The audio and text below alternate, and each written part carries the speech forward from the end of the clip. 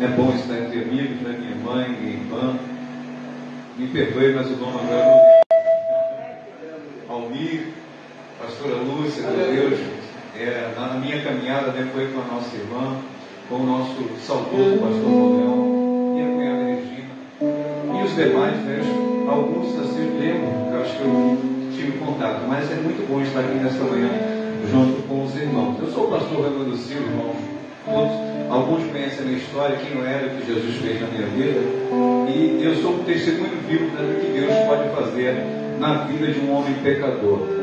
Eu congrego ali na Assembleia de Deus no tempo, ali à noite, ali no bairro do Pantanal. Ali nós servimos ao Senhor como pastor auxiliar e também presidimos a Escola Teológica Assembleia de Deus no tempo. Aí na de nós é um curso de teologia também ali no Pantanal. E eu convido a amada igreja a estar de pé para nós lermos as Escrituras Sagradas. Na primeira carta de Paulo aos Tessalonicenses, capítulo 5, versículo 16. Primeira carta de Paulo aos Tessalonicenses, capítulo 5, versículo 16. Me sinto muito alegre por esse convite feito pela minha irmã Patrícia, né? Que Deus abençoe a sua vida, o seu lar, a sua família. Que Deus abençoe também nosso pastor Eliseu, né? Pastor desta igreja. Que Deus derrame graça e misericórdia sobre a sua vida. Primeiro aos Tessalonicenses, capítulo 5, a partir do versículo 16. Louvado seja o nome daquele que vive e reina para todos sempre. Podemos ler, irmãos? Amém. Alegrem-se sempre, orem continuamente, deem graças em todas as circunstâncias, pois esta é a vontade de Deus para vocês em Cristo Jesus. Não apaguem o espírito, não tratem com desprezo as profecias, mas ponham à prova todas as coisas e fiquem com o que é bom. Afaste-se de toda forma de mal. Que o Deus da paz os santifique inteiramente, que todo espírito, alma e corpo de vocês sejam preservados e irrepreensíveis na vida de nosso Senhor Jesus Cristo. Podeis assentar, amados irmãos. Queridos irmãos, santos do Senhor, quando nós falamos de consagração, nós falamos de separação, nós falamos de dedicação. E Deus, Ele separa algumas coisas para o seu uso próprio. Na antiga aliança, Deus separou, aleluia, a arca da aliança para ali manifestar a sua presença. Deus separava vários objetos, né, para que ele pudesse usar. E aquele objeto, quando ele era separado, quando ele era consagrado, ele era de uso exclusivo para o serviço do Deus eterno. Mas também na antiga aliança e na nova aliança, Deus separa pessoas. Não só objetos, não só instrumentos, mas Deus separa pessoas para que Ele possa usar. E esta pessoa, quando ela é chamada, ela é separada, ela é lavada no sangue do Cordeiro, porque a partir daquele momento, você não é mais propriedade sua, você não é mais propriedade do mundo, você agora é propriedade do Deus Altíssimo, para que Deus possa te usar de uma maneira poderosa, de uma maneira grandiosa, para que o nome dele venha a ser glorificado e exaltado através da sua vida. Nós vemos que na antiga aliança, um homem que foi consagrado, um homem que foi separado foi Samuel. E foi separado e consagrado pela sua mãe. Ana consagrou e separou Samuel, mesmo antes dele vir à vida, para que ele fosse, aleluia, levado ao templo e ali se tornasse um homem, um instrumento de Deus para abençoar a nação. Quando Deus consagra, quando Deus separa, Deus tem um propósito. Quando Deus consagra, quando Deus separa, Deus prepara, Deus qualifica, Deus dá condições para que você possa exercer o ministério, a chamada que Deus colocou em suas mãos. Nós temos o apóstolo Paulo também, que foi um homem que foi separado desde, aleluia, antes do seu nascimento, para ser um instrumento, apóstolo, mestre e pregador aos gentios do Evangelho de Deus. Aleluia. Aquilo que Deus deseja, aquilo que Deus procure no seu coração, irmãos, desde a eternidade vai acontecer inevitavelmente, porque Ele é o Deus que tem o poder sobre todas as circunstâncias das nossas vidas. E Deus separou Paulo, e Deus consagrou Paulo para que ele fosse um instrumento poderoso nas mãos do Senhor. E nesta manhã você está sendo sua vida, porque consagração é separação, consagração é santificação. E quando você separa a sua vida, e quando você consagra a sua vida, você se aproxima, você chega mais perto do Deus vivo, do Deus Todo-Poderoso, daquele que criou os céus e a terra. Quando você consagra a sua vida, quando você separa a sua vida, você se aproxima dele. E quando você se aproxima dele, você recebe alegria. Por isso, nessa manhã diz: alegre-se, alegre-se, regozijem-se. Por quê? Porque nessa vida, dessa existência, muitas vezes nós enfrentamos momentos difíceis, momentos que vai abalar a nossa fé, que vai abalar a nossa confiança, momentos que nos vai fazer ficar pensativos, que nos vai fazer fraquejar. Mas o Senhor diz: olha, as circunstâncias, elas vão tentar produzir em você tristeza, mas eu sou a sua alegria, porque a alegria é um fruto do Espírito, e aquele que está cheio do Espírito Santo, ele tem alegria no seu coração.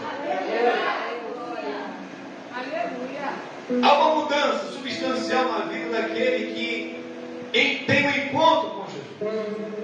Eu lembro, e a minha mãe ela pode confirmar isso, que eu era uma pessoa depressiva. Eu ficava, às vezes, dias e dias, trancado dentro do meu quarto. Eu não queria tomar banho, não queria conversar com ninguém, não queria trabalhar, não queria nada. Eu só queria uma coisa: morrer. Era o desejo da minha alma. Mas eu sempre tive uma curiosidade de conhecer e saber quem é Deus. Não é possível que tudo isso que existe não tenha um Criador, não tenha alguém. E se existe um Criador, o que Ele pode fazer por mim? Como Ele pode mudar a minha vida? Porque eu fazia perguntas a respeito, né, por que nós existimos, para que existimos. Eu fazia essas perguntas e aprove Deus marcar um encontro comigo. E quando Deus se encontra com o homem não pode permanecer da mesma maneira, o homem não pode permanecer da mesma forma. Há uma transformação, há uma mudança substancial na vida daquele que tem um encontro com Cristo. Então ele passa a ter alegria, ele passa a ter paz, ele passa a ter fé, ele passa a ter esperança. A sua vida é totalmente transformada. E ali o Senhor começou a sua obra na minha vida. E por alguns instantes, por alguns momentos, alguns anos, eu relutei para a obra ao qual Deus havia me chamado. Mas Deus é aquele que é paciente. Deus, Ele espera com paciência o momento em que nós possamos nos humilhar diante dele e reconhecer: Senhor, eu não sei o que é melhor para a minha vida. Eu não sei conduzir a minha vida. Eu às vezes penso que sei, mas não sei. Eu acho que sei, mas não sei. E quando nós humilhamos, reconhecemos: Senhor, Tu que sabes o que é melhor para mim. Tu que sabes, Senhor, o que tens preparado para mim. O que o Senhor tem preparado para mim é maravilhoso. O que o Senhor tem preparado para mim é, aleluia, algo que as pessoas vão ficar admiradas. Veja a vida daquele irmão, veja a vida daquela pessoa, como ele é do que ele é agora. Olha como Deus está trabalhando, olha como Deus está operando, olha como Deus está transformando, olha como Deus está fazendo dele uma nova criatura.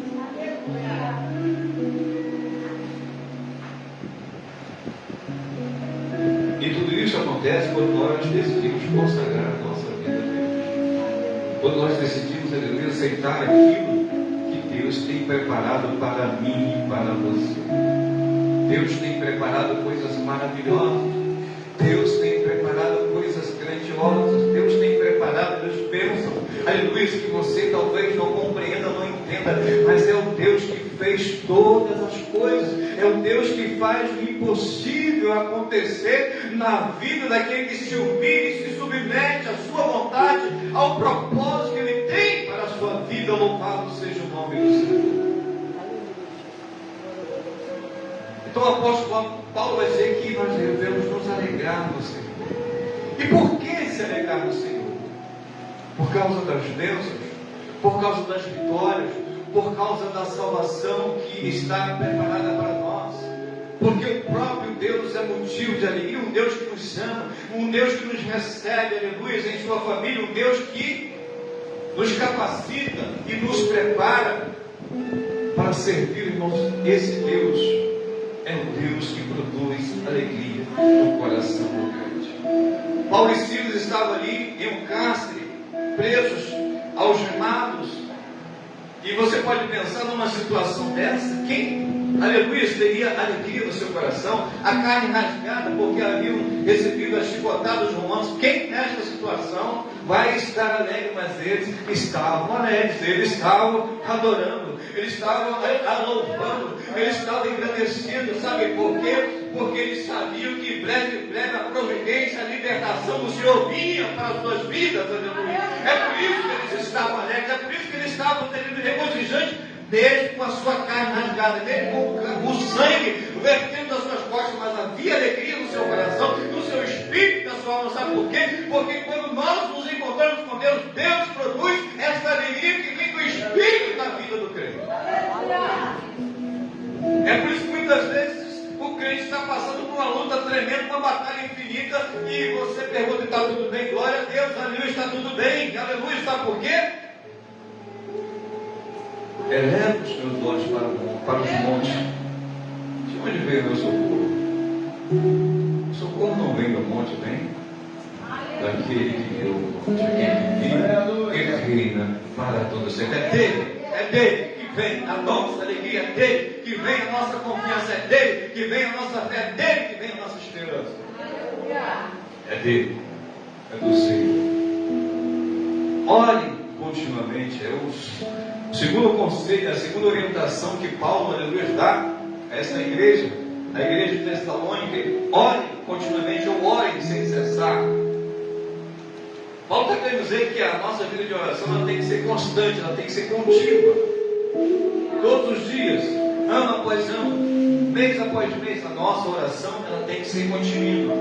Nós devemos estar sempre buscando a face do nosso Deus através da oração, falar com Ele. E para muitas pessoas, oração é sacrifício, oração é um martírio. Mas qual filho não tem desejo de conversar com o pai? Qual filho não tem o desejo de sentar ali e falar: pai, hoje o meu dia foi um dia maravilhoso, foi um dia abençoado, eu conquistei isto, eu realizei isto. Ou: pai, hoje o meu dia foi um dia difícil, foi um dia de dificuldades, eu enfrentei muitas batalhas, os demônios, eles tentaram, aleluia, me parar, eles tentaram me afligir, mas eu estou aqui de pé porque o Senhor me sustentou. E nós temos uma ideia equivocada de que oração é só pedir. E oração é muito mais do que isso. Oração é conversa, é diálogo, é você derramar a sua alma na presença de Deus. E você vai se apresentar conforme o momento que você está. Jesus no Getsemane, a alma dele estava amargurada, estava aflita, e orou com amargura, com aflição, pedindo o auxílio divino. Ana estava tão amargurada pela sua situação, ela orou, porque ela já não suportava, ela não aguentava mais o fardo de não ter, um filho para dar ao seu esposo. Mas quando nós lemos as orações de Davi, as orações de Paulo, aí nós vemos que tem muito mais incluído na oração. Oração é intercessão.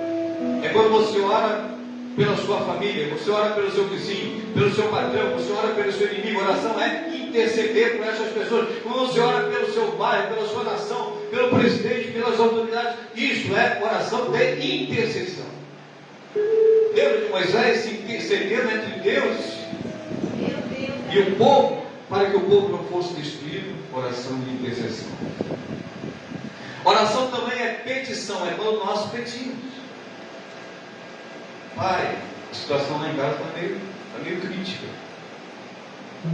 Dá uma olhadinha lá no meu armário. Meu esposo vai se entregar, meu filho está nessa condição. É petição que você está pedindo para você. Você está pedindo. Oração de petição. Mas também tem a oração de ação de graças, agradecimento. Pai, obrigado por esse dia. Pai, obrigado pelo meu filho que é retornado para casa. Pai, obrigado pelo emprego do meu esposo. Pai, obrigado pela minha família. Pai, obrigado até mesmo pelas lutas, pelos limites que o Senhor coloca na minha vida, porque são oportunidades de eu crescer, de amadurecer. eu aprendi. Então, oração é agradecer. Eu agradeço, Pai, pelo Teu Espírito Santo. Eu agradeço, Pai, pelo meu ministério. Eu agradeço, Pai, pela salvação. Eu agradeço porque meu coração está alegre. Meu coração, ele se regozija por tudo o que o Senhor tem me dado, por tudo o que o Senhor tem feito. Oração de agradecimento. Oração de ação de graças.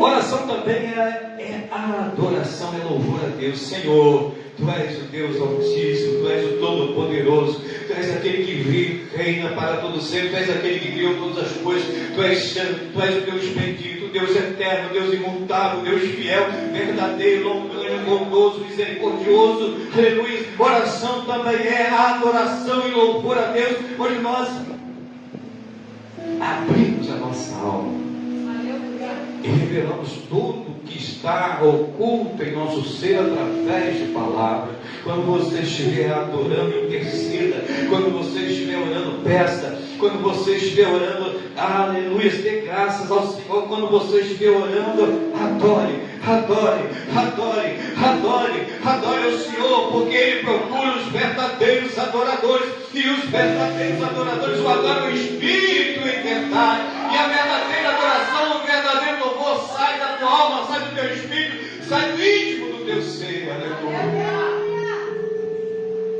A oração é um momento de intimidade, de comunhão, é um momento só seu com o Senhor. Nesse momento não há máscaras, não há barreiras, é você e Deus. Ele conhece perfeitamente tudo que está dentro de você. Então não há como se esconder dele. Se errou, se pecou, confesse. Senhor, eu pequei, eu errei. Isso também faz parte da oração. O confessar e o arrepender-se faz parte da oração. Quando nós dobramos nosso joelho, nós temos que dizer: Pai, realmente eu errei, eu falhei. Eu falhei contigo, eu falhei com meu irmão, eu falhei com o próximo. Mas perdoa-me, Pai, porque a tua bondade, a tua misericórdia, elas são eternas. Então, podemos perceber que oração é muito mais do que apenas a gente falar um monte de palavras desconexas. A oração, ela tem que ter um objetivo, ela tem que ter um propósito, e ela tem que ser direcionada de maneira racional a um Deus que é todo sábio e conhecedor de todas as coisas. Então Paulo disse para nós nos alegrarmos em Deus e orar continuamente sem cessar. Pois esta é a vontade de Deus para vocês em Cristo Jesus. Qual é a vontade de Deus para mim e para você? Alegria, vida de oração, vida de comunhão, vida de intimidade, vida de dedicação, vida de serviço a Deus. Essa é a vontade de Deus para mim e para você. Não apaguem o Espírito. Coisa linda, coisa maravilhosa. Paulo vai dizer aos Efésios: e não vos embriagueis com o vinho onde há contenda, mas enchei-vos do louvado seja o nome do Senhor. Sabe por que nós estamos reunidos aqui nesta manhã? Para ser cheios do Espírito Santo. Um dia como esse, uma manhã mais ou menos como essa, estavam os discípulos ali, tristonhos, cabisbaixos, cheios de medo. Sabe por quê? Porque o mestre amado, ele tinha morrido e tinha matado o mestre amado, e eles estavam temerosos. Mas o Senhor Jesus já havia falado para eles: ficai em Jerusalém, até que do alto você saia revestido de poder. E eles estavam ali, esperando o cumprimento dessa promessa. E diz a palavra que após 50 dias eles estavam reunidos, os homens, as mulheres, e de repente veio do alto como o som de um vento, e toda a casa se encheu. Diz que foram repartidas línguas como de fogo sobre eles, e eles foram cheios do Espírito de Deus. Esse mesmo Espírito que foi derramado naquele dia é o mesmo Espírito que está aqui nesta manhã, é o mesmo Espírito está tocando a tua alma, que está tocando o teu espírito. É o mesmo Espírito, aleluia, que está, aleluia, operando, aleluia, que operou na vida de Pedro, na vida de João, na vida de Paulo. É o mesmo Espírito Santo que está aqui nesta manhã. E o conselho de Paulo é que não apaguemos a presença do Espírito Santo nas nossas vidas, porque o que apaga a presença do Espírito na nossa vida é a tristeza, é a murmuração, é a falta de gratidão, é o pecado. Tudo isso apaga a presença do Espírito Santo na vida do crente. Por isso que tem muito crente cabisbaixo, derrotado. Sabe por quê? Porque, aleluia, se ele analisar a vida dele, vai entender o porquê que o Espírito Santo está se afastando da vida dele. Porque o Espírito vem para produzir alegria no coração do homem. O Espírito Santo vem para produzir um espírito, aleluia, voluntarioso, um espírito de serviço, mas também um espírito ousado no Senhor. O Espírito, ele vem para suprir as nossas deficiências. Aquilo que nos falta, o Espírito, ele nos dá. Aquilo que nos falta, o Espírito, ele nos capacita. Aquilo que nós não sabemos, o Espírito ensina, orienta, ele ilumina. O Espírito de Deus, ele tem esta função na vida do crente. O Espírito te ajuda a orar. Pastor, eu dobro o joelho, mas não consigo, aleluia, não consigo. Mas se você pedir o auxílio do Espírito Santo, ele vai colocar palavras na tua boca. E as palavras que vão sair vão ser palavras, aleluia, de autoridade, vão ser palavras de poder. E a tua oração, aleluia, ela vai chegar à presença do Todo-Poderoso. E chegando à presença do Todo-Poderoso, a resposta à tua oração, ela vai chegar, aleluia, porque o Espírito, ele é o Consolador, ele é o ajudador, ele é o auxiliador, é aquele que te ajuda e te fortalece na tua fraqueza, no momento mais difícil da tua vida. Davi falou: Senhor, retira, pode tirar tudo de mim, mas não retira de mim a tua presença, não retira de mim o teu Espírito Santo, aleluia. Então o crente tem que desejar e tem que anelar a presença do Espírito Santo de Deus. Porque se eu tenho o Espírito Santo, eu tenho o poder de Deus, eu tenho a graça de Deus, mas eu também produzo na minha vida o fruto do Espírito Santo, que é o amor, a bondade, a misericórdia. É produzido em nós pela presença do Espírito Santo.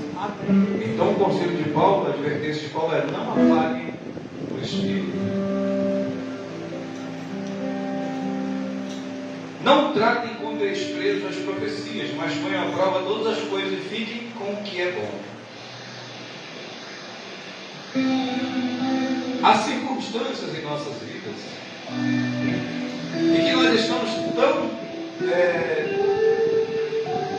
submersos na dificuldade, no problema, na situação que nós estamos vivendo, que muitas vezes nós não conseguimos, porque a maneira normal de Deus falar é através da palavra.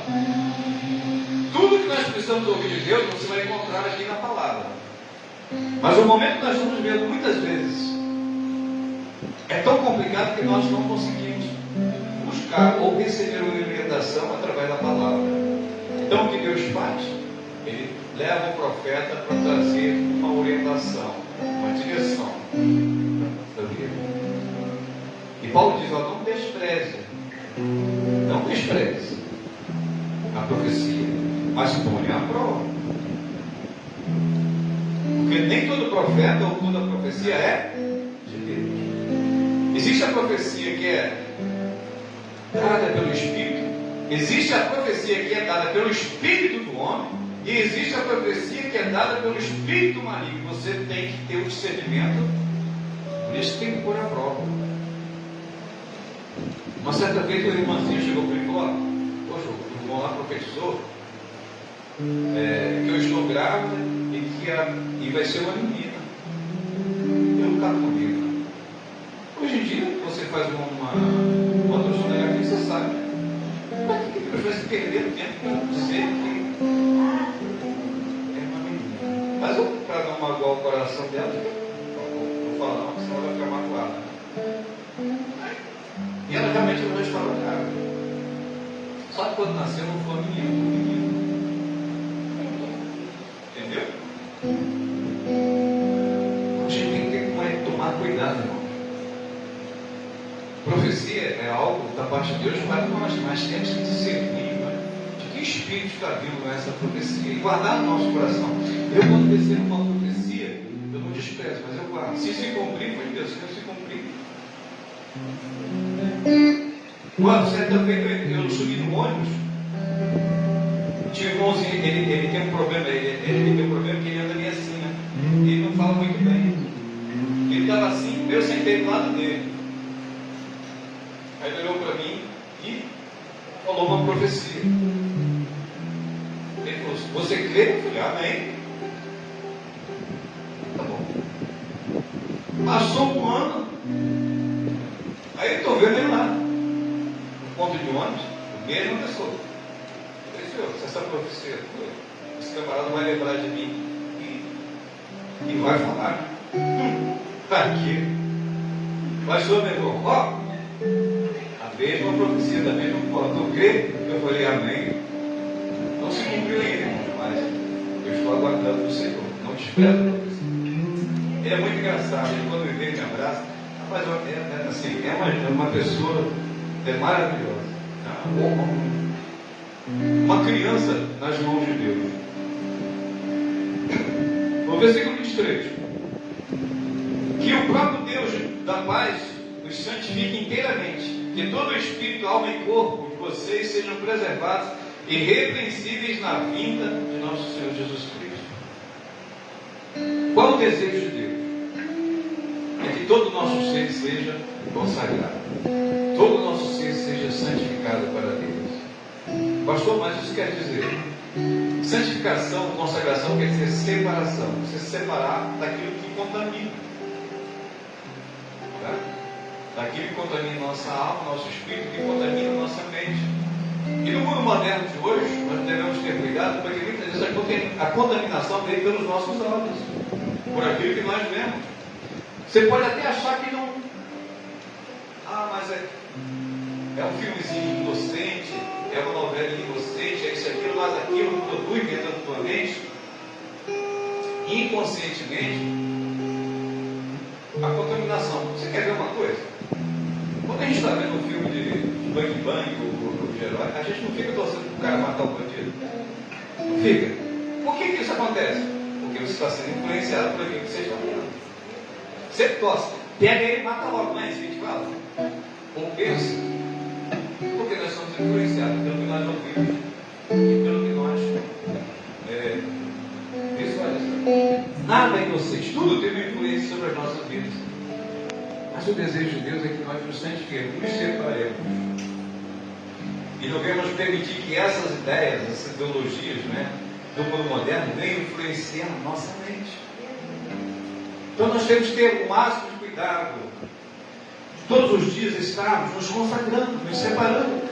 Porque consagração, irmão, não é só aqui. Não, a consagração é contínua. É no seu lar, no seu trabalho. Você está se separando daquilo que contamina a tua alma. Daquilo que te afasta de Deus. Daquilo que apaga o Espírito de Deus, a ação do Espírito de Deus na sua vida. Você tem que se separar, você tem que se guardar. Porque sabe por quê? Porque você foi comprado a preço de sangue. Você foi comprado a preço de sangue. Você era um pecador, estava lá numa nação de pecado. E o que Jesus fez? Te trouxe, te comprou. Ele pagou um preço. E esse preço foi muito alto. Qual foi o preço? O seu sangue.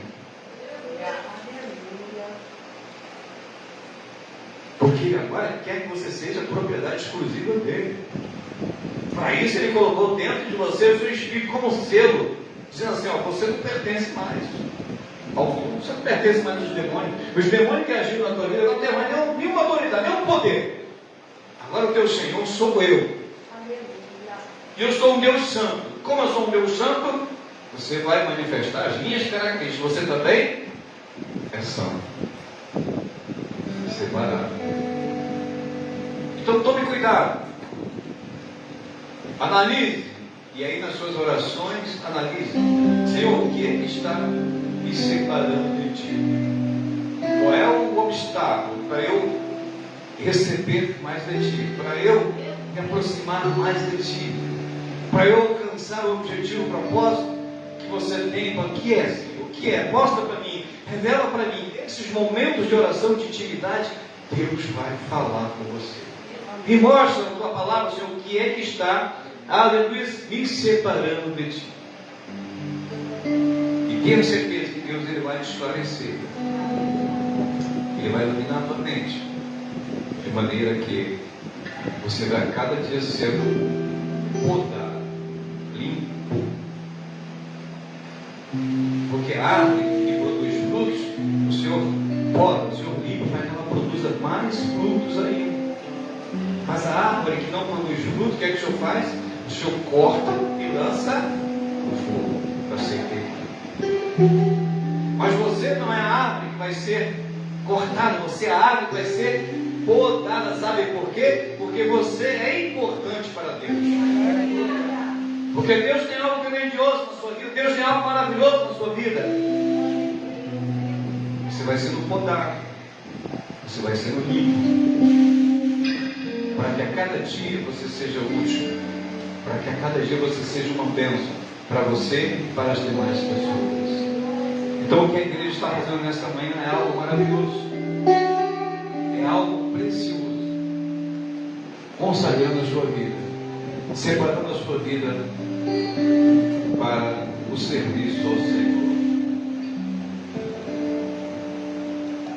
Que todo o espírito, alma e corpo de vocês sejam preservados irrepreensíveis na vida de nosso Jesus Cristo.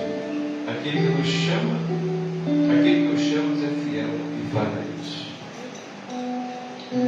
A obra que Deus iniciou, a obra que Deus começou, Ele vai concluir. Talvez as pessoas possam olhar para você, não, esse cara não é ninguém, esse cara não é nada, esse cara não vai ficar lugar nenhum. Mas é Deus que me chama.